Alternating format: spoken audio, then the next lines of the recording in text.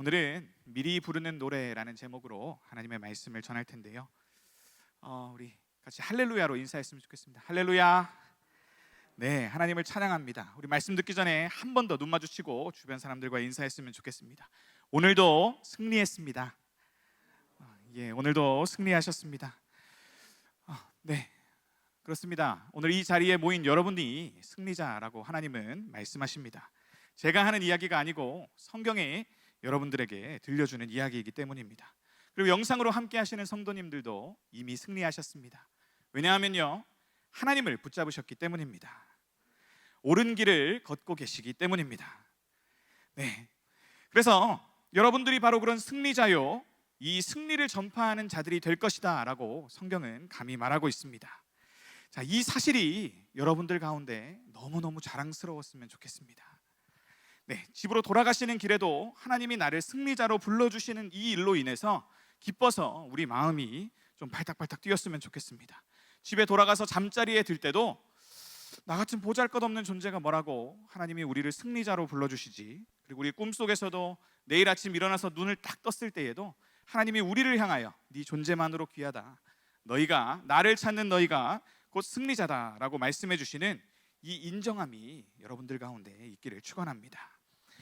여러분, 하나님이 우리를 인정해 주시는 느낌이 어떤 느낌일까? 저는 좀 고민이 되어서 묵상을 해봤더니, 자, 우리 어렸을 때 1등에서 상 받는 느낌 있지 않습니까? 네, 앞에 나아가서 이준혁 나와 그러면 앞에 나아가가지고 여기 서 있는 교장 선생님 뒤에서 이렇게 나가서 상장을 받죠. 자, 요 느낌이지 않을까 싶습니다. 네, 여기 있는 모든 사람들이 제 인생을 향하여 귀하다, 그래 쟤 열심히 했구나라고 자, 뒤통수가 따갑게 그런 선망의 눈길을 보내주고 상을 받고 뒤돌아서 인사할 때, 자, 우리 마음에, 우리 인생에 꽉 찬 그 무언가 뿌듯한 마음이 있지 않습니까? 자, 하나님이 우리 존재를 바라보실 때, 자, 그런 존재로 바라봐 주신다라는 것입니다. 자, 그리고 올림픽 포디움에 딱 우리가 우승을 해서 1, 2, 3등이 돼서 그 메달을 받는 느낌도 아마 비슷할 겁니다. 자, 여러분, 승리의 감격은 그런 것입니다. 자, 우리가 하나님 나라 마지막 그 나라의 딱 도래에서 하나님이 우리의 이름을 불러주실 때 우리가 그 자리에 올라가서 모든 이가 보는 이들 앞에서 상을 받게 될 것이라고 생각 한번 해보십시오. 여러분, 그것이 굉장한 영광스러움이지 않겠습니까? 자, 내가 진 것 같은 상황 속에서도, 그래서 오늘 내 인생은 정말로 보잘것없고 내가 할 수 있는 일이 그리 많지 않음에도 불구하고 하나님께서 우리를 승리자라 칭해 주시는 이 인생의 기쁨을 우리가 앞서 좀 누릴 수 있으면 좋겠습니다. 그래서 우리가 아직은 아무 상도 받지 않았지만 우리가 이 자리에서 주님을 찾고 있기 때문에 주님이 나를 통해서 하나님의 그러한 영광을 나누어 주실 것이다 생각할 때에 우리가 아직 오지 않은, 받지 않은 이미 있는 그 믿음의 것을 붙잡을 수 있는 줄 믿습니다. 자, 그래서 오늘 우리를 향하여 말씀해 주시는 네가 승리자다라는 이 말씀이요, 날마다를 사는 우리 인생의 오롯한 기쁨의 이유가 되시기를 바랍니다. 자, 사실 여러분들이 이 자리에 어떤 느낌으로 나오셨는지 모르지만요, 사실 저한테는 오늘이 매번 돌아오는 금요일과는 조금 다른 느낌이었습니다. 이게 하나님 앞에 나오는 거룩한 좀 그런 떨림이었으면 참 좋았을 텐데요, 아쉽게도 그런 게 아니었습니다. 자, 그럼 무엇일까요? 자, 4월 전도와 영적 전쟁 집회가 마쳤는데요, 왠지 안 맞춰진 것 같은 느낌이 제 속에 계속 드는 거예요. 자, 4월에 아주 쟁쟁하신 외부 강사님들이 오셔서 말씀을 얼마나 잘 전하시는지 아주 우리가 웃고 울고 또 들었다 놨다 하면서 전도와 영적 전쟁에 대한 여러 가지 인사이트를 주고 가셨는데요, 아마 개인적으로 받은 은혜들이 다들 있으실 걸로 믿습니다. 자, 그런데요, 4주가 아니라 4월은 5주더라고요. 자, 그래서 전도와 영적 전쟁 우리가 4월에 하기로 했는데 한 주가 남은 겁니다. 그래서 제가 받은 느낌은, 자, 여러분들이야 이게 뭔데 그렇게 이렇게까지 이야기할 거리냐 싶지만, 그래서 여기 계신 누구도 별 생각 없고 별 기대 없이 나오셨을 거라 믿지만, 전적으로 제가 느낀 심정은 저 뒤에 광고 스크린에 제 얼굴만 안 나왔지 뭔가 외부 강사가 돼가지고 여기 서야 될 것 같은 느낌이 딱 들어왔다는 거예요. 자, 심지어 5월달 이 뒤를 보세요. 자, 금요 성령 집회 금요일 날에 누가 오시는지, 스캇 브레너 목사님이 오시고요, 성령이 오신 데를 부르는 김도현 씨가 또 옵니다. 자, 그러니까 이 라인업에 제가 들어가 있지는 않지만 뭔가 그 가운데가 이렇게 딱 비어져 있는데 거기에 제 이름이 딱 들어가 있으니까 이게 뭔가 싶은 느낌이 제 안에 딱 들어오기 시작했어요. 나는 이렇게 설만한 사람이 아닌데. 네, 바로 그런 느낌 때문에 참 어젯밤에 잠이 안 오더라고요. 그래서 너무 고민이 돼서 나도 큰 거 한 방을 쳐야 되는가 싶은 부담감이 들어왔습니다. 자, 그래서 통제라 저는 끼인 자가 되었습니다 하는 말로 오늘 설교를 시작했지만, 제가 이렇게 길게 소회를 늘어놓는 이유는요, 이게 설교와 관계가 있기 때문이겠죠. 자, 어떻게 해요? 제가 이 부담을 지금 이겨내고 놀라왔습니다. 여러분 할렐루야. 네, 저는 이긴 자가 되었습니다. 자, 밀려오는 파도처럼 제 마음에 부담이 몰려왔었는데, 자, 이 자리가 제 능력을 드러내는 자리가 아닙니다. 그렇죠? 그리고 제가 비교를 당하기 위해서 이 자리에 빈 아무것도 없는 자리에 제 사진이 딱 올라와서 제가 이 자리에 올라온 것도 아닙니다. 자, 그래서 하나님이 이 말씀을 준비하라고 하시면서, 자, 날 것 그대로 전도에 미련한 것으로 네가 그냥 해왔듯이 하면 된다라는 그 마음을 하나님이 다시 깨우쳐 주셨습니다. 자, 그러고 나니까 뭔가 더 잘해야 된다는 부담감이 싹 씻겨지고, 자, 하나님이 내가 너를 불렀으니까, 자, 너는 승리자야. 넌 그걸로 됐다. 네가 오늘 하는 그 일을 감당하면 나는 족한다라는 그 마음이 오늘 저를 사로잡았습니다. 그래서 여러분들 입장에서는 그냥 웃어넘길 일이지만 제 입장에서는 정말로 잠이 안 오는 그런 일이었는데, 하나님이 제 안에 일어난 이 개인적인 투쟁을 끝내주셨음을, 그리고 전하기 싫은 부담스러운 말씀을 갖고 나오게 하셨음을 찬양합니다. 여러분, 설교자로서 어떻게 욕심이 없을 수가 없나요? 더 잘 전해서 은혜를 끼치고 싶은 마음은 어찌 보면 당연한 것이지요. 그것이 없으면 직업적 소명에 불충한 것이라고 믿습니다. 자, 그러나 본질을 잊어서는 안 되겠죠. 하나님이 받으셔야 될 영광의 무대에서 제가 제 춤을 추지 않고, 자, 하나님이 시키시는 춤을 출 수 있음에 감사합니다. 자, 그래서 저는 어제 하루 동안 일주일 특세를 하면 이가 빠지려고 한다라는 큰 교회 목사님의 그 부담감을 제가 느꼈습니다. 자, 그래서 단지 달력이 보였고 교회 스케줄이 의식이 되었고 제가 시험에 들었을 따름입니다. 정신을 차려보니 사실 늘 갖고 있었던 부담입니다. 여러분들은 설교자의 고충에 대해서 어떻게 생각하실지 모르겠지만, 30분 40분 하는 설교 죽수면 어떻게 하지 하는 이 긴장감이 말로 할 수가 없습니다. 여러분, 여기 100명이 앉아 있으면 모두의 시간이 3,000분입니다. 제가 30분만 해도, 자, 그러면은 총 50시간의 생산성을 제가 설교를 죽수면 까먹는 것 같은 느낌이 딱 있다라는 겁니다. 제 모자람으로 인해, 제가 게을러서 준비를 잘 못한 탓으로 인해, 아니면 제가 주님 앞에서 게을렀기 때문에 이 큰 손실을 끼치면 어떠할까라는 부담감이 우리 가운데 늘 있습니다. 그런데요, 우리 가운데 늘 임하는 하나님의 위로가 있습니다. 자, 네가 그렇게 생각하는 것만이라고도, 그렇게 생각하는 거야말로 가장 큰 교만이다라고 하나님은 코웃음 치시면서 제 생각을 딱 끊어주십니다. 뭐라고 말씀하시냐면, 네가 뭔데 날 막냐 이렇게 이야기하십니다. 자, 네 연약함이 뭐 대수라고? 자, 저 하늘에 비처럼 내리는 우산을 네 연약함인 이 우산 하나 가지고 다 막을 수 있다고 생각하느냐? 자, 너와 상관없이 역사하시는 나를 믿고 나아가라라고 말씀해 주신다는 것입니다. 여러분, 이것이 호가호위하는 인생입니다. 저 자신은 보잘것없지만 이 자리에 나왔을 때 마치 여우가 호랑이에 대해서 호통칠 수 있는 것처럼, 이 부족한 사람이 이 자리에 나와서 정말 두렵고 떨리는 마음으로 말씀을 전할 수 있는 것은, 이 시간 하나님께서 주인 되심을 제가 먼저 알고 누리고 나오기 때문입니다. 여러분, 이것이 승리라고 성경은 이야기하고 있습니다. 자, 주제를 알고 내 손에 붙들려서 나갈 때, 내가 네 입에 준 말씀으로 이들의 다친 귀에 너트를 풀고 이들의 느슨해진 종말적 긴장을 조여주고 또 뻑뻑해진 순종의 관절에 기름칠 수 있다라고 말씀하십니다. 그래서 다시 뒤통수를 긁으며 겸연쩍게 이 강단에 서게 된 것, 그래서 하나님께 모든 처분을 맡기고 그 결과를 맡겨드리고 오늘을 사는 것, 이것이 제 개인적인 승리의 고백임을 이 시간 좀 조심스럽게 이야기하며 설교를 나아갑니다. 자, 다시는 오지 않을 이 2022년 4월 29일, 저는 하나님이 여러분 가운데 베풀어 주실 은혜를 사모함으로 이 자리에 섰습니다. 이제는 제 안에 너무 큰 자유함이 있음을 고백합니다. 여러분도 하나님이 인도하시는 이 자유와 만족감을 양껏 누리실 수 있기를 주님의 이름으로 축원합니다. 네, 오늘 우리는 말씀의 제목을 혹시 기억하시나요? 네, 미리 부르는 승리의 노래입니다. 자, 승리가 있으려면 여러분 무엇이 있어야 될까요? 네, 전투가 있어야 됩니다. 여러분, 성경은 자, 승리가 있다라는 사실 이전에 전투가 있다라는 사실을 우리에게 알려줍니다. 그래서 계시록 12장에서 15장까지를 보면 교회가 처한 영적 싸움의 현실을 아주 생생하게 그려주고 있습니다. 자, 오늘 본문을 읽지는 않았지만 제가 간단하게나마 그 부분을 좀 요약해서 살펴보려고 합니다. 여러분, 요한이 쓴 계시록은 우리가 좀 부담감을 가지고 읽습니다. 왜냐하면 환상이 막 많이 나오는 묵시이자 예언, 그래서 막 풀어야 될 상징들에 대한 부담이 있고요. 혹시 잘못 말하면 이단이 되지 않을까 싶은 마음이 들어서 조금 조심스러운 그런 본문입니다.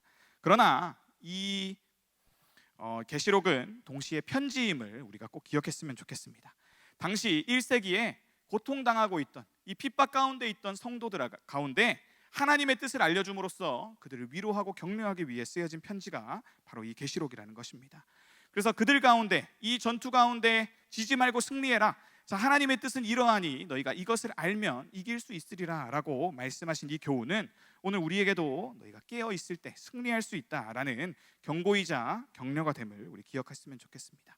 자, 그래서 우리 눈에는 보이지 않지만 우리가 지금 발딛고 있는 이 현실 가운데는 영적인 세계가 겹쳐져 있다라고 성경은 이야기하고 있습니다. 자, 그래서 그 겹쳐진 세계 가운데 어린 양과 그의 군대인 교회가 있고요, 그 맞은편에는 거짓과 기만의 왕 사탄과 그의 추종자들이 있다라고 이야기합니다. 자, 계시록은 미래의 이야기이기도 하지만 여러분, 더 중요한 것은 현재의 이야기라는 것입니다. 그래서 현재 우리가 어떤 눈으로 세상을 바라보고 살아갈지 그것을 알려줌으로써 자, 너희가 처한 이 현실에 대해서 너희가 눈을 뜨고 거기에 대한 올바른 대응을 해서 너희가 승리하기를 원한다라는 이러한 응원이 바로 이 계시록인 것입니다. 그래서 이 그림이 우리가 늘 의식하면서 살아야 하는 그런 이미지입니다. 그래서 성경은 이 이미지를 좀 충격적이고 좀 기억날 수 있는 방식으로 그려지는 것 같아요. 그래서 두 나라가 충돌하고 있습니다. 그 가운데 회색 지대는 없고요, 우리는 그 둘 중 하나의 진영에 반드시 서야만 합니다. 이것이 우리에게 하나님께서 알려주시는 보이지 않는 영적 현실에 대한 진단입니다. 자, 그렇다면 우리는 이 두 나라에 속할 수밖에 없는 존재라면 자, 어느 나라에 설 것인지 줄을 타야 되는데요. 자, 이 줄을 타는 것, 어떤 줄을 잡을 것인가, 어느 나라에 속할 것인가, 이것이 바로 우리 신앙생활의 중심적인 주제라는 것입니다. 자, 우리는 이 두 나라 중 하나의 소망을 두고 우리 자신을 거기에 내어 맡겨야 합니다. 그래서 하나님 나라와 세상 나라 가운데 벌어지는 이 전쟁 가운데 지금 요한이 계시로 받은 것은 자, 이 전쟁의 전황이 어떠하다라는 지식입니다. 그래서 자, 이 전황이 원래부터 하나님의 계획 가운데 있었고, 봐라, 이 두루마리가 펼쳐졌을 때 모든 것이 하나님이 너희 가운데 말해준 대로 이루어지지 않니? 자, 그러니까 이 전쟁의 승리가 결국에는 누구에게 달렸겠니? 자, 너희가 이 사실을 알고 올바른 처신을 해라. 자, 이기는 하나님 나라의 백성이 되어라 라고 우리 가운데 말씀하시는 것. 그래서 지피지기면 백전불태라는 말이 있듯이 적을 알고 나를 알고 그리고 나서 싸우면 승리할 수 있다라는 것. 그래서 먼저는 우리 영적 싸움의 대상에 대해서 알려주고 있습니다.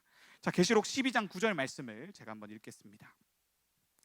계시록 12장 9절 이렇게 나와 있습니다. 큰 용이 내쫓기니 옛 뱀 곧 마귀라고도 하고 사탄이라고도 하며 온 천하를 꿰는 자라.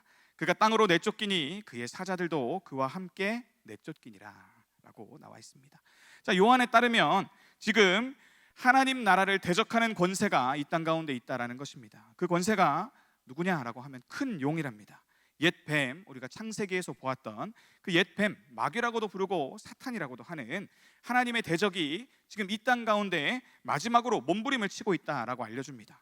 자, 하나님께 대적을 하다가 실패해서 온 곳이 바로 이 땅입니다. 그래서 이 땅에서는 자기가 하나님처럼 되고자 하나님과 치열하게 경쟁하고 있다라고 말합니다.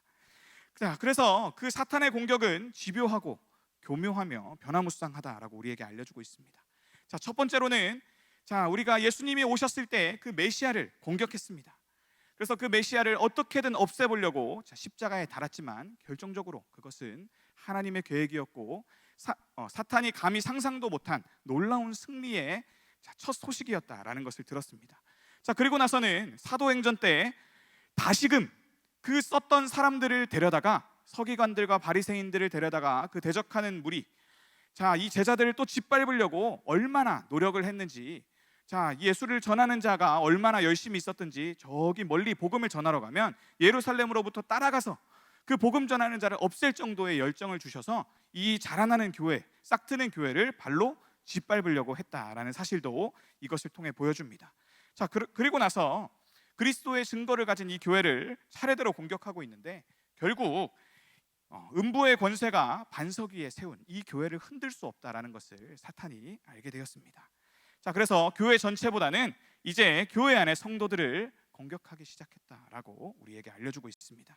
그래서 4월 동안 우리는 그들과 힘써 싸워야 된다라는 메시지를 들었습니다. 자, 그렇다면 이 대적이 우리에게 어떻게 공격하고 어떤 수단을 통해서 우리를 흔들어 놓는지를 우리가 알 때 우리가 대적할 수 있겠죠. 자, 그 사탄의 통치는 거짓과 미혹을 통해서 이루어진다라고 성경은 이야기합니다. 자, 대적은요, 하나님과 한번 싸워봤습니다. 그렇기 때문에 이 하나님의 능력을 너무나 잘 알고 있습니다. 자, 그래서 가장 훌륭한 대적의 방식이 뭔가요? 자, 우리에게 이 뱀이 나타나서 요구한 것이 뭐죠? 자, 네가 하나님을 배신하고 네가 하나님처럼 되려고 하면, 자, 이 진실을 조금만 뒤집어서 너도 하나님처럼 될 수 있어 라고 말한 것처럼 스스로가 하나님처럼 되려고 하고 우리도 하나님처럼 될 수 있을 것, 그런 거짓과 미혹으로 우리를 공략한다라는 겁니다. 그런데 더 놀라운 사실은 이 사탄이 스스로 하나님을 모방하고 있다라는 사실입니다. 자, 하나님만큼 강력한 힘과 권세로 사람들을 핍박하고 하나님을 따라한 매력으로 이 성도들을 유혹하는 것입니다. 자, 나로 하나님의 자리를 대체하라고 끝없이 우리를 유혹하고 시험에 들게 하는 것입니다. 여러분, 놀라운 건요, 앞서도 말했듯이 이 사탄은 삼위 하나님의 모습을 그대로 흉내내고 있습니다. 우리가 읽지는 않았지만 요한계시록 13장을 한번 보시면요, 큰 용 말고도 두 가지 짐승이 더 나옵니다. 용, 바다에서 나온 짐승, 땅에 나온 짐승까지 해서 삼위일체가 돼서 하나님의 구원 사역, 자, 하나님의 성부와 성자와 성령님께서 이 땅 가운데 이루고자 하시는 그 구속의 사역을 방해하고 있습니다. 여러분, 그 중에서 바다 짐승에 대한 요한의 설명을 한번 보시기 바랍니다. 계시록 13장 3절은 이렇게 나와 있습니다. 그의 머리 하나가 상하여 죽게 된 것 같더니 그 죽게 되었던 상처가 나음에 온 땅이 놀랍게 여겨 짐승을 따르고 용이 짐승에게 권세를 주므로 용에게 경배하며 짐승에게 경배하여 이르되 누가 이 짐승과 같으냐, 누가 능히 이와 더불어 싸우리요 하더라. 자, 어디서 많이 본 장면이지 않습니까? 하나님이 그 아들을 높이심 같이 용도 이 바다에서 나온 짐승에게 권세를 준다라는 것입니다. 그래서 3절을 보면요, 그가 이 바다 짐승이 받은 그 권세로 예수 그리스도의 사역을 흉내내고 있습니다. 그가 죽게 된 것 같았더니 그 죽게 된 상태가 나았더라. 세상이 이를 보고 놀랍게 여겼더라. 이것은 십자가와 부활의 모방이라는 것입니다. 그리고 그 하나님과 같은 능력을 보인 후에 예배와 찬양을 하나님께 돌리지 말고 이 땅에서 이 땅의 주인인 나에게 돌리라라고 합니다. 그래서 누가 이 짐승과 같으냐, 누가 능히 이 짐승과 더불어 싸우리요라고 끊임없는 찬양과 경배를 받기 원한다라고 이야기하고 있습니다.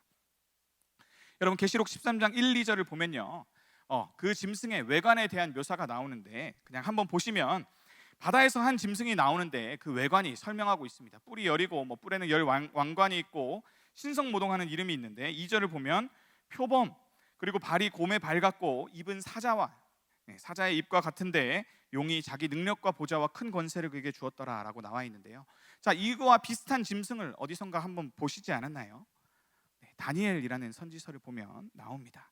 자, 다니엘에서도 바다에서 올라온 이런 짐승이 있다라고 등장합니다. 자, 그래서 이 짐승의 정체를 천사가 다니엘에게 알려주었는데요, 세상에 일어날 내 왕이라고 했습니다. 자, 바꾸어 말하면 그 왕이 자기의 권세로 다스리는 거대 제국들입니다. 여러분, 바벨탑 기억하시죠? 네, 바벨탑이 어떻게 시작된 것입니까? 그들이 하나님이 흩어지라 하셨는데 흩어짐을 거부하고 모였습니다. 그리고 하나님이 우리를 공격할까 두려워 성을 쌓고요, 자, 이 탑이 최소한 하나님의 심판에 잠기지 않도록 탑을 높게 짓습니다. 그리고 말합니다. 우리가 더 높이 올라가서 하나님에게까지 나아가자. 그리고 이 탑을 지음으로 우리의 이름을 내자라고 말했던 그 바벨의 그 탑부터 시작된 반역이 지금 그것이 다시 현실화돼서 이 제국을 우상으로 삼아 신성 모독을 자행하는 그런 큰 나라들입니다. 여러분, 그래서 제국은 인간의 힘의 결정판입니다. 여러분, 이 제국의 권세를 가진 사람들이 어떻게 다스렸는지를 다 한번 보시기를 바랍니다. 자기를 신격화하고 내가 이제 이렇게까지 큰 위협을 갖췄는데 더 이상 못할 것이 무엇냐라고 생각하며 모두에게 나를 신으로 섬겨라. 너희가 이 제국을 너희의 자랑으로 삼아라. 자, 이 제국의 잘됨이 너희의 잘되는 것이다 라고 이야기하지요. 군사력을 자랑하고요, 건축을 자랑하고요, 문화 예술을 자랑합니다. 그리고 이 인간의 지혜를 보라라고 말합니다. 자, 그 모든 것의 총화가 문명이지 않습니까? 여러분, 2000년 전에도 정말로 아름다운 문명, 지금 관광하러 가보면 어떻게 이런 걸 만들었지 하는 문명들이 그곳에 있었습니다. 자, 그것이 어떻게 이루어진 것입니까? 바로 정확한 정체를 규명하지 않아도 교회가 교회답게, 성도가 성도답게 살지 못하도록, 이 세상을 주목하도록 만드는 모든 힘과 권세가 우리의 대적 사탄을 통해 주어졌기 때문입니다. 그래서 11절을 보시면요, 자, 이제 사탄의 삼위일체가 완성됩니다. 내가 봄에 또 다른 짐승이 땅에서 올라오니 어린 양같이 두 뿔이 있고 용처럼 말을 하더라. 그가 먼저 나온 짐승의 모든 권세를 그 앞에서 행하고 땅과 땅에 사는 자들을 처음 짐승에게 경배하게 하니 곧 죽게 되었던 상처가 나은 자니라. 예수님을 위해 일하시는 성령님처럼요, 이 바다 짐승도 자기를 숭배하도록 그 능력을 행사하는 땅 짐승이 있다라고 보여줍니다. 자, 심지어 모양도 어떤 모양입니까? 어린 양의 모양입니다. 자, 그러니까 이 어린 양이 나와서 능력을 행사하고, 자, 그 능력으로 사람들을 꼬드긴 후에, 자, 거기까지면 좋은데 가리키는 대상이 사실은 하나님이어야 하는데, 자, 이 짐승은 가리키는 대상이 다른 것입니다. 성령과 동일한 능력을 행한 후에, 자, 이것을 비틀어서, 자, 저기 있는 바다 짐승, 자, 저기 있는 제국의 왕, 자, 이 땅에서 누릴 수 있는 모든 것을 주는 저 권세를 보아라라고 광고를 통해, 그리고 여러 가지 루트를 통해서, 자, 우리에게 이야기하고 있다라는 것입니다. 자, 그래서 그들의 무기도 또한 말씀이고, 자, 우리에게 계속해서 들려지는 소리고, 우리에게 입을 통해 들려지는 말들입니다. 자, 계시록 13장 5절 말씀을 보면요, 또 짐승이 과장되고 신성 모독을 말하는 입을 받고 또 42달 동안 일할 권세를 받으니라 라고 말하는데요, 짐승이 과장되고 신성 모독을 말하는 입을 가졌다 합니다. 자, 이 입은 말씀의 능력과 비견되는 그런 요소입니다. 사탄도 이를 알고요, 입을 무기로 줍니다. 그런데 그 입에서 전파되는 말씀이 다르지요. 자, 누가 이 짐승과 같으냐? 누가 능히 이와 더불어 싸우리요? 자, 이 사탄이 주는 힘 앞에 너희가 엎드리기만 하면 모든 걸 너희가 누릴 수 있다라고 말하는 거짓 복음이 오늘 우리 가운데 선포될 수 있다라는 것입니다. 여러분, 그래서 예수님이 받으신 시험의 내용을 여러분 한번 떠올려 보십시오. 자, 예수님은 어떻게 하셨습니까? 자, 그때 예수님이 순종하셔서 승리하셨다라고 했을 때 그 승리의 개념을 오늘 아는 것이 우리의 목표입니다. 자, 예수님이 광야로 쫓겨나셔서, 자, 사탄이 똑같이 시험을 합니다. 자, 뛰어내려라. 자, 먹을 것을 바꿔라. 네가 이 세상에서 능력을 행함으로 하나님처럼 되라라고 그렇게 길을 제시했지만, 자, 예수님은 거기에 속아 넘어가지 않으셨기 때문에 승리했다라고 이야기하죠. 자, 지금 이 짐승은 살인자 라멕과 같이 말하는 것 같습니다. 자, 가인을 위하여는 벌이 7배일진데 나 살인자, 내가 죽인 그 소년으로 인해서 누가 나한테 따지러 나오면 그에게는 벌이 77배일 것이다 라고, 누가 날 막을 수 있으리요? 내가 곧 하나님처럼 판결하는 자다 라고 그는 자기의 힘을 자랑하는 그런 자였습니다. 자, 그래서 사탄이 말하는 과장된 것을 우리가 경계할 수 있어야 하겠습니다. 그것은 문자적으로 큰 것을 가르칩니다. 큰 것은요, 늘 인기가 많습니다. 자, 있어 보이고 갖고 싶습니다. 여러분, 누가 사업할 때 반드시 가져야 되는 게 있다고 하는데 뭐죠? 큰 차입니다. 또요, 큰 집이 있어야 남들이 나를 인정해 주는 것 같습니다. 어디 그뿐인가요? 우리는 더 큰 것을 추구해서 결국 제국은 거대한 국가 체계를 만들고요, 큰 조형물, 어디서 봐도 아, 이게 힘이구나 라고 알 수 있는 우상을 세우고, 인간은 자기의 거대한 힘을 과시합니다. 그래서 이것들 앞에 사람들은 쉽게 속는다라는 것입니다.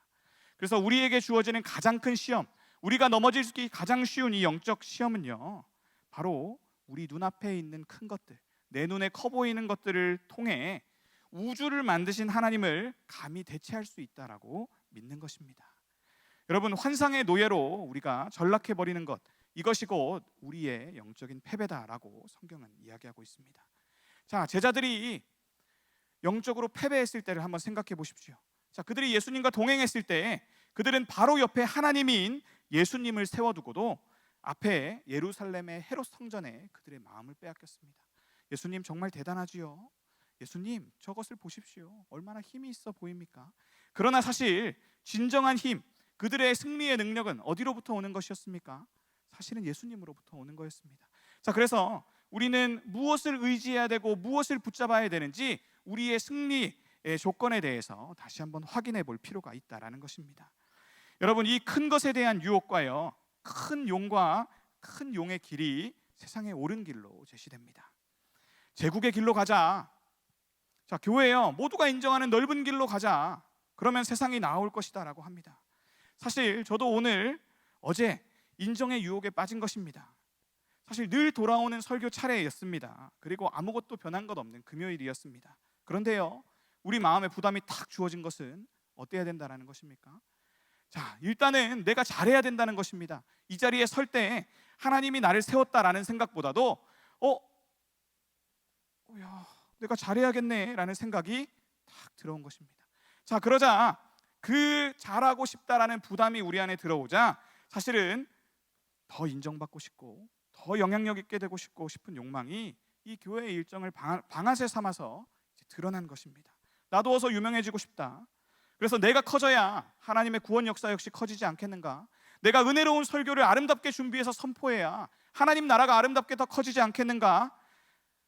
그래서 하나님이 그때가 되면 더 큰 영광을 받으시지 않을까라는 그러한 유혹이 들어왔고 마치 그것이 옳은 것처럼 굴었다라는 것입니다. 여러분, 힘과 영향력의 유혹에 굴복한다라는 것이 이런 일입니다. 자, 이것이 승리주의의 길입니다. 예수 믿으면 만사 형통이고 복받고 잘 풀리고 유능해진다. 여러분, 맞는 말입니다. 하나님이 힘이 있으시니 우리도 힘이 있을 수 있습니다. 그러나 이것이 바울 당대에도 유행했던 소피스트들과 거짓 교사들의 가르침의 주요한 내용이었습니다. 여러분, 오해하지 마십시오. 저는 모든 굴복과 성공이 잘못된 것이고 추구해야 되지 않아야 될 것이다 라고 말하는 것이 아닙니다. 하나님은 분명히 준비된 자에게 아낌없이 베푸셔서 그분의 사랑과 복을 이 세상에 전하는 일을 맡겨주셨습니다. 여러분, 그래서 아브라함의 인생을 축복하는 자, 아브라함이 나아가서 잘 살면 잘 살수록 그래서 나도 네 인생처럼 되고 싶다 하는 그 사람들에게 축복을 약속하셨고요, 어디 가서 아브라함이 저주를 받을 만한 짓을 해서 아브라함에게 저주를 퍼부으면 그들이 너 때문에 망할 것이다 라는 이러한 큰 책무를 맡겨주신 것입니다. 여러분, 우리는 다 그와 같이 다스리는 자가 되기를 바라야 합니다. 그러나 우리가 연약하기 때문에 주객이 전도되기 쉽다라는 겁니다. 자, 우리가 이렇게 말씀의 자리에 나와서 내가 계속해서 하나님 편에 서 있는지 안 서 있는지를 이 말씀으로 알려주시는 승리의 기준에 이 잣대에 비춰봐서 우리가 준비되지 않으면요, 그 나라의 의를 구하는 것과 내 나라와 내 의를 구하는 것이 구분이 안 되는 그런 차이를 잘 모르게 되는 일이 일어난다는 것입니다. 자, 그러면 결국에 예수님이 오셨을 때 우리도 모르는 사이에 세상 나라에 속해 있는 우리 자신을 확인하게 될 뿐이라는 이야기입니다. 자, 그래서 하나님은 내 길은 다르다라고 말씀하십니다. 자, 네가 있는 자리에 충실하라라고 말씀하십니다. 작은 일에 충성하라. 네가 있는 자리가 오늘 내가 너를 세운 자리다.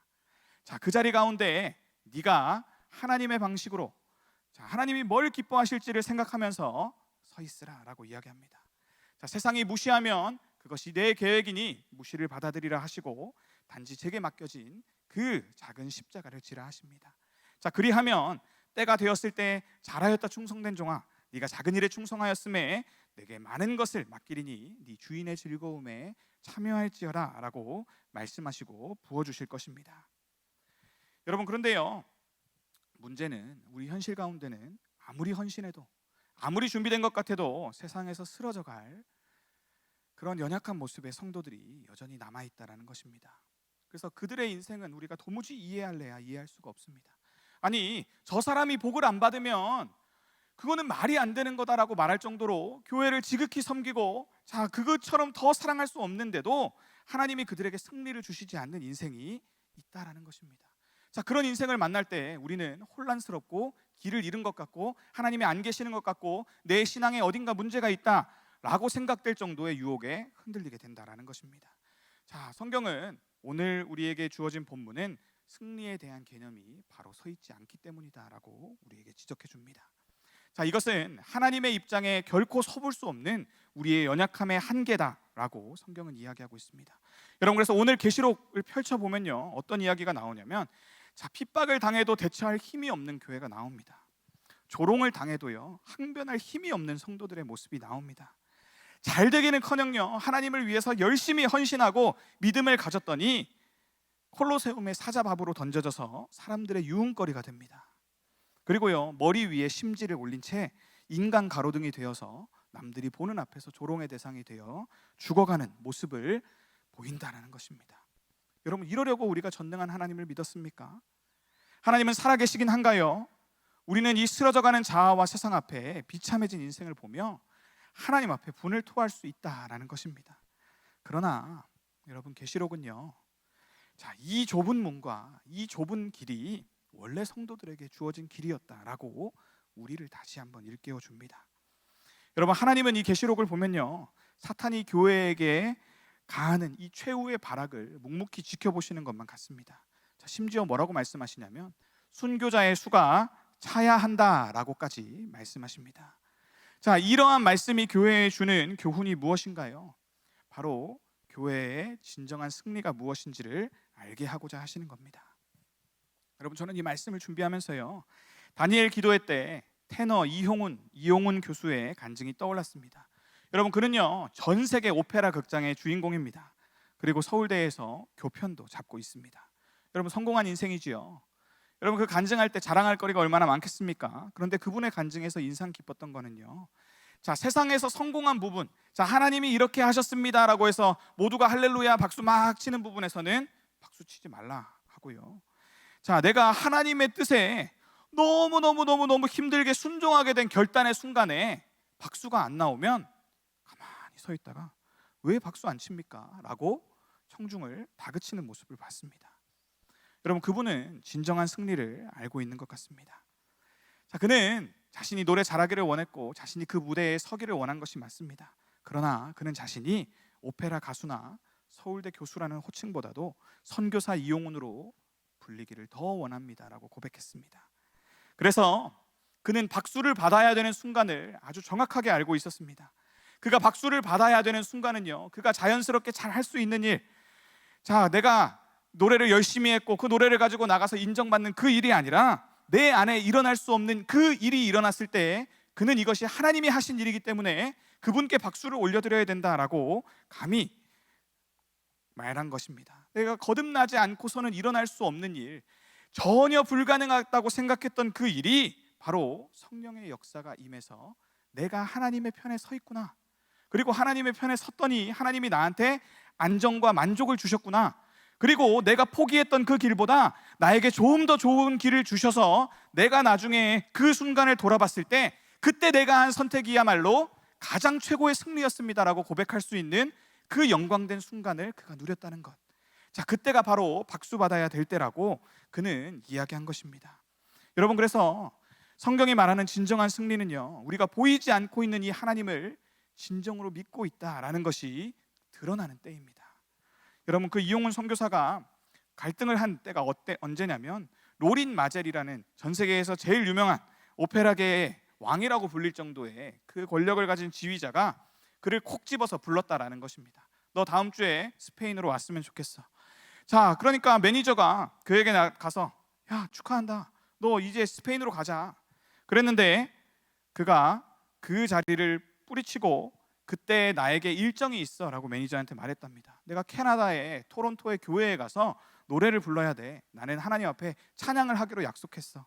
그랬더니 이 매니저가 그를 미친놈으로 보고, 자, 내가 다른 대리 가수를 주고 그한테 돈도 줘가지고 자, 다른 땜빵으로 거기 가서 노래 부를 수 있게 해줄게.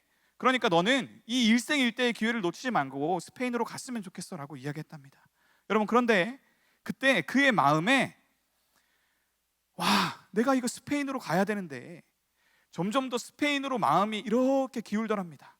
자, 그때 하나님은 아내를 통해서 누가 더 위에 있는 권세인지를 깨닫게 하셨고, 그가 결국에는 힘든 결정을 통해서 스페인으로 가지 않고 캐나다로 가서 내가 하나님의 선교사가 되겠습니다 라는 그 약속에, 하나님과의 그 백성으로서의 하나님께 드리기로 한 헌신에 걸맞는 그의 신앙 고백을 드릴 수 있도록 했다라는 것입니다. 여러분, 그래서 그는 지금 박수 쳐야 됩니다 라고 합니다.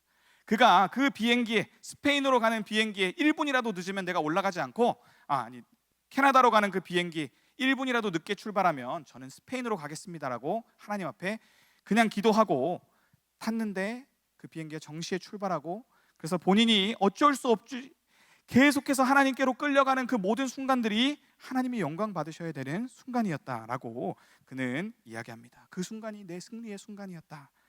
그리고 본인은 이유도 모르는데 그냥 너랑 하고 싶다라는 마음을 지휘자 로린 마젤에게 부어주셔서 하나님이 그가 이것을 매니저를 통해서 차고 캐나다로 갔음에도 그것을 괘씸히 여기지 않고 더 놀라운 권세가 일하자 자기가 그 자리를 은혜로 되찾을 수 있었다. 그래서 나는 2마리 토끼를 다 잡았습니다 라고 말하는 간증이 있었습니다. 여러분, 그러니까 우리가 경험할 수 있는 최고의 승리의 순간은요, 결코 변하지 않을 것 같은 나라는 존재가 이 성령님의 일하심으로 하나님의 손 안에서 빚어져서 예수님을 닮아가고 있는 모습이 우리 가운데 드러나는 것. 그래서 하나님이 일하시는 것이 내 삶에 얼마나 좋은 일인지를 확인하는 것, 그것이 곧 승리라는 것입니다. 여러분, 성경이 전혀 형통해 보이지 않는 야곱의 인생을 가르쳐서, 요셉의 인생을 가리켜서 그들의 인생이 형통하였더라라고 이야기하지 않았습니까? 그들이 원하는 대로 된 일은 하나도 없었습니다. 그가 가정의 주인이 되고 싶었고 내가 형이 되고 싶어서 장자권을 어떻게든 속여서 사왔는데, 그가 맞이해야 되는 인생은 이스라엘, 자기의 집이 있는 그 집을 다스리는 거기로부터 멀어져서 홀로 유랑자가 되는 삶이었고요. 요셉도 형들에게 팔려가서 어디로 가는지도 모르는 채로 끌려갔죠. 그러나 하나님은 그가 하나님의 약속 가운데 하나님을 의지하면서 끝까지 갈 수 있었기 때문에 그것이 이스라엘의 삶으로서 합당한 승리였다라고 말해주고 있습니다. 여러분, 이스라엘의 뜻이 무엇이죠? 하나님과 사람 앞에 겨루어 이긴 자라는 뜻입니다. 여러분, 하나님이 이기시도록 하는 인생, 그래서 내 삶에 하나님이 나를 치셔서 나를 일깨우시고 하나님의 강권적인 뜻으로 우리의 삶을 바꿔가시는 그것들을 우리가 경험할 때마다 그것이 진정한 승리다라고 성경은 이야기해주고 있는 것입니다. 여러분, 세상이 당연한 것으로 여긴 게 무엇입니까? 이 정도로 핍박하면 다 넘어가야지 라고 생각했습니다. 그러나 오늘 보여주는 것, 핍박이 있다, 그리고 너희를 향한 박해가 있다, 심지어는 목숨을 잃을 수도 있다라고 하는 와중에서도 어떤 대상들이 있다는 겁니까? 끝까지 목숨을 바치면서까지 그 믿음을 변절하지 않는 하나님께서 남겨놓으신 자가 있다라는 것이 승리의 소식입니다. 여러분, 그러니 성경이 말하는 승리는요, 나도 왠지 모르겠는데 내가 이 자리에 서서 믿는 자가 되고요, 나도 왠지 모르겠는데 내가 이 하나님을 포기하면 안 될 것 같고요, 그래서 하나님이 이끄시는 대로 그냥 한 걸음 한 걸음 나아가는 그 사람들의 인생이 결국 하나님 나라가 왔을 때 확실히 인침받은 자로 드러나는 승리한 인생이다라고 성경은 이야기하고 있다라는 것입니다. 여러분, 그래서 하나님 나라의 가치들을 세상의 가치보다 더 귀하게 여기는 모습이 나타나면 할렐루야 하고 주님께 영광 돌리시기를 바랍니다. 여러분, 성경에 나와 있는 모든 것을 다 팔아, 심지어는 목숨까지도 바쳐서 내 주변에 있는 천국을 사고, 내 이웃이 좀 천국을 살았으면 좋겠고, 내 가족이 천국을 좀 살았으면 좋겠고, 우리나라에 천국이 임했으면 좋겠습니다 하는 마음으로 시골에 들어가고 우리 가정을 섬기고 그렇게 이 천국을 사려는 인생, 그것이 진정으로 하나님 나라에 속한, 그리고 하나님이 예수 그리스도로 인친 것이 드러난 생명책에 기록된 이름들이다라고 이야기하고 있습니다. 저는 이 본문을 묵상하며 그래서 뜻도 모르고 흥얼거렸던 복음성가가 생각났는데요, 강명식 찬양사의 승리라는 곡입니다. 그 곡의 가사는 이렇습니다. 승리가 무엇인 줄 아는가? 더 좋고 편한 가능성의 유혹을 저련히 잘라버리고 오직 주님만 따라가는 것, 바로 승리라네. 승리가 무엇인 줄 아는가? 하고 싶은 말, 그 많고 많은 말 힘겹게 억누르고 오직 주님께서만 말씀하게 하는 것, 바로 승리라네. 그래서 결과가 어떠해도 주님만 빛나시고 주님의 평안이 내 안에 있으면 그것이 바로 승리다라고 이야기하고 있습니다. 여러분, 오늘 우리가 주인이 되어서 다시 한번 내가 저 세상이 시키는 대로만 하면 내 인생이 잘 나갈 수 있을 거야 라는 그 치열한 자기와의 싸움을 어렵게 잠재우고 우리가 뭘 선택했을 때, 하나님의 가치를 선택했을 때, 우리가 십자가를 지고 하나님이 시키시는 대로 한번 해보는 그 어려운 한 걸음을 뗐을 때, 자, 그것이 곧 승리의 징조고, 일어날 수 없는 일이 일어나서 저 천국에 있는 백성들이 박수 칠 만한 회개의 역사가 오늘 일어나고 있다라고 성경은 교회의 승리를 이야기해주고 있는 것입니다. 여러분, 그래서 참된 승리는요, 세상을 따르고자 하는 이 자기 자신이 억눌러지고 우리가 하나님 나라를 택함으로 우리가 창조적에 하나님의 형상을 회복하는 데에 있다는 사실을 기억하시기를 바랍니다. 자, 이것을 위해 성경은 성도가 영적 싸움에 이길 수 있는 수단에 대해서 알려주는데, 계시록 12장 11절 말씀입니다. 또 우리 형제들이 어린 양의 피와 자기들이 증언하는 말씀으로써 그를 이겼으니 그들은 죽기까지 자기들의 생명을 아끼지 아니하였도다. 자, 어린 양의 피와 자기들이 증거하는 이 말씀이 그들을 이기도록 했다라는 것입니다. 자, 사탄은요, 이 말씀이 얼마나 큰 권세가 있는지를 알고 있습니다. 그래서 그들이 목숨 걸고 막고자 하는 것이 있다면 이 진리가 온 세상에 전파돼서 사탄이 이기는 것이 아니라 하나님 나라가 이깁니다라는 이 가치를 모두가 붙들었을 때, 그래서 진정으로 하나님 나라가 왔을 때 그때를 너무너무 두려워한다라는 것입니다. 여러분, 이 말씀을 붙잡은 자들의 그 열정을 한번 보십시오. 유혹하고 다그치고 심지어는 죽여도 그들이 사탄이 두려워하는 이 구원자 예수님을 놓지 않으면, 자, 그 자리가 바로 예수님의 승리고 하나님의 영광이다라고 성경은 이야기하고 있습니다. 모든 사람이 굴복하고 포기하는데 누군가가 끝까지 이 약속의 말씀과 예수 그리스도의 보혈이 우리를 살립니다 라고 그것을 붙잡으며 나갈 수 있는 것이 바로 은혜의 결과다라는 것입니다. 그것이 하나님이 일으키시는 기적입니다. 그래서 교회는 이러한 기적을 매일매일 목도하는 자리여야 된다. 그리고 이것을 자랑하는 백성들이어야 한다. 그래서 우리의 인내와 믿음이 곧 기적입니다. 그래서 우리 교회 가운데는 어떻게 우리가 이 믿음을 지킬 수 있었는지 도무지 모르겠어요 라고 고백하는 이 놀라운 간증들이 계속 일어나야 한다는 것입니다. 이것이 하나님이 원하시는 자랑입니다. 여러분, 우리가 끝까지 견디는 것이요, 사탄의 패배입니다. 그래서 성도의 진정한 승리는 오늘 맛보는 것이 아니라 하나님 나라가 설 그때에 우리가 맛보게 된다는 것입니다.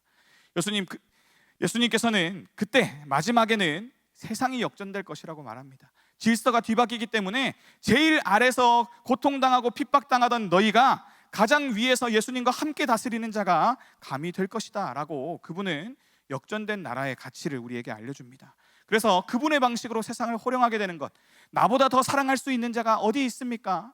자, 예수님이 우리에게 그 사랑을 보여주셨듯이 우리 역시도 이만한 사랑을 보였습니다. 그러므로 우리는 하나님이 사랑하시는 세상을 사랑으로 다스리기에 적합합니다 라고 말할 수 있는 자들이 그 하나님의 회복된 형상을 보여줄 수 있는 우리의 모범이 된다라는 것입니다.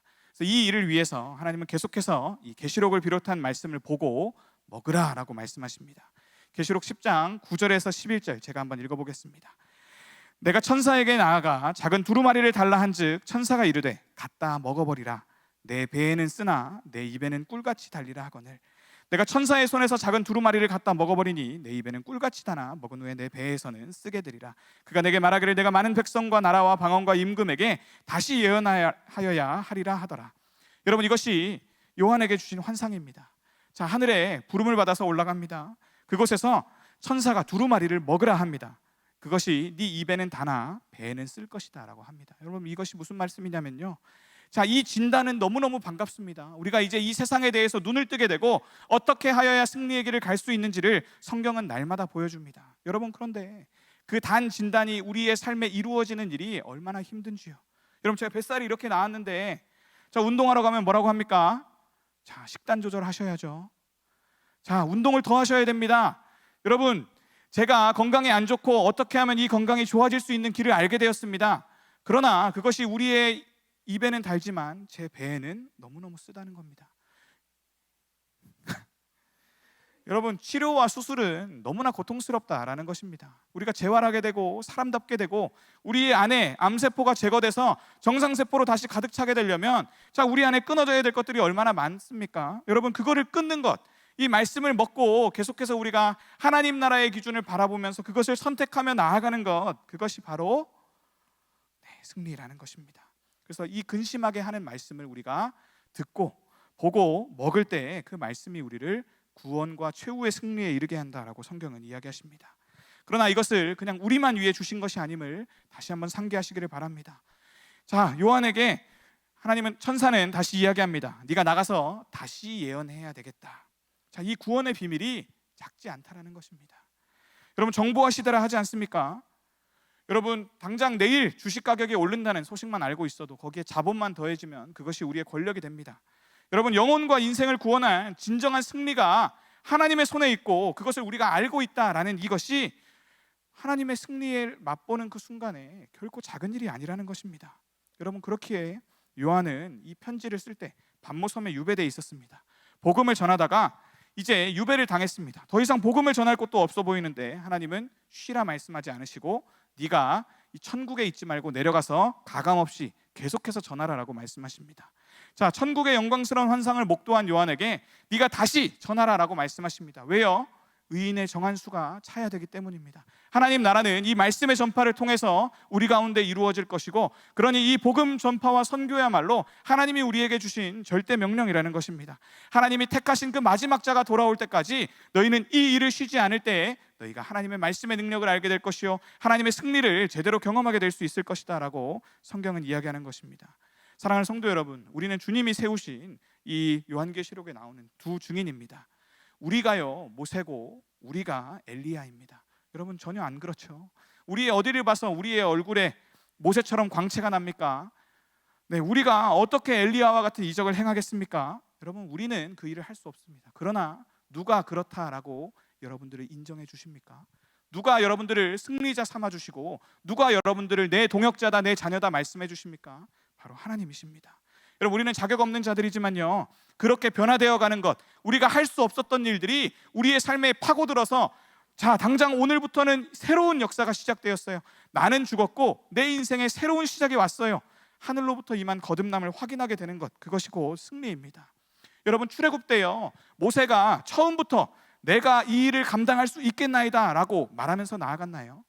아니었습니다. 하나님이 모세를 찾아간 시점은요, 그가 절망했던 시점이었어요. 젊었을 때 혈기 넘쳐서 그래, 나는 왕의 자제고 이제 내가 나서서 이스라엘을 구원할 수 있을 거야 라고 생각했을 때는 하나님이 그에게 일을 맡기시지 않다가, 하나님, 나는 말도 어눌하고요 이제는 더 이상 할 수 없습니다 라고 말할 그때에 하나님이 찾아가셨죠.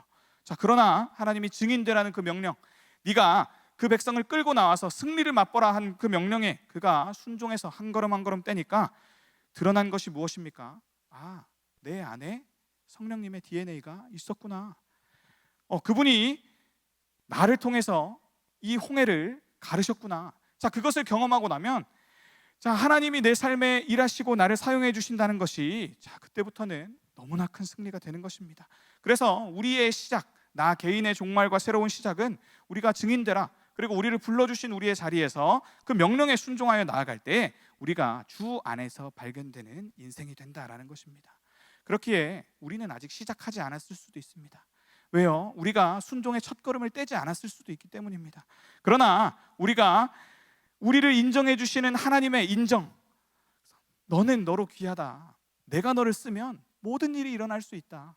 자, 이 교회에 소망이 없어 보이지, 이 교회도 하나님이 함께 하시면 이 교회가 그 일을 행할 수 있다. 우리가 이것을 믿음으로 나아갈 때, 자, 우리 가운데 놀라운 일들이 시작될 줄 믿습니다. 여러분, 우리가 아직 승리하지 않았지만 그래서 계시록은 우리에게 승리의 노래를 부르며 최후 승리로 나아가라라고 이야기합니다. 그것이 오늘 우리가 읽은 본문입니다. 우리 계시록 15장 3절 4절 마지막으로 한번 읽어볼까요? 하나님의 종 모세의 노래, 어린 양의 노래를 불러 이르되 주 하나님의 곧 전능하신 이시여 하시는 일이 크고 놀라우시도다. 만국의 왕이시여 주의 길이 의롭고 참되시도다. 주여, 누가 주의 이름을 두려워하지 아니하며 영화롭게 하지 아니하오리이까? 오직 주만 거룩하시나이다.